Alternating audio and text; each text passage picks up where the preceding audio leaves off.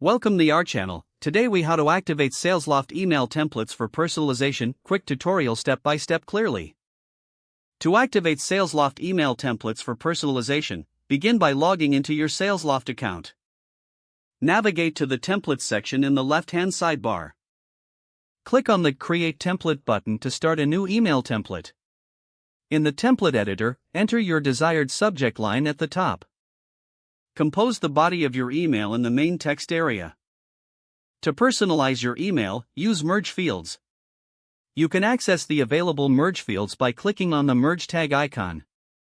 Select the appropriate merge fields based on your recipient data, such as first name or company name. Insert the chosen merge fields at the desired points in your email. Ensure your message sounds natural and flows smoothly with the personalized placeholders. Once you're satisfied with your email content, review your template for any errors. Click on the Save button to store your new personalized email template. You can also categorize your template for easier access later.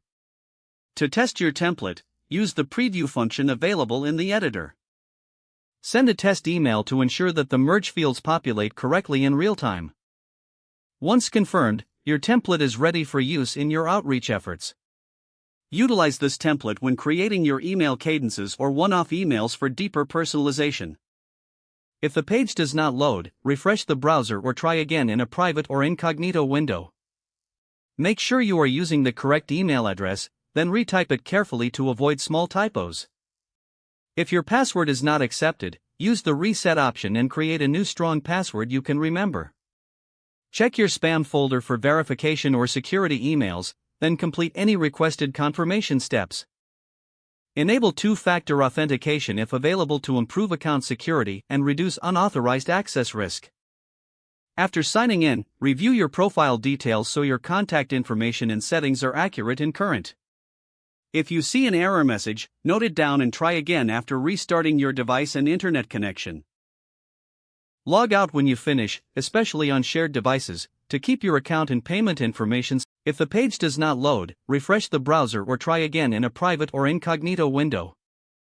Make sure you are using the correct email address, then retype it carefully to avoid small typos. If your password is not accepted, use the reset option and create a new strong password you can remember. Don't forget to like this video and subscribe to our channel for more step-by-step tech guides.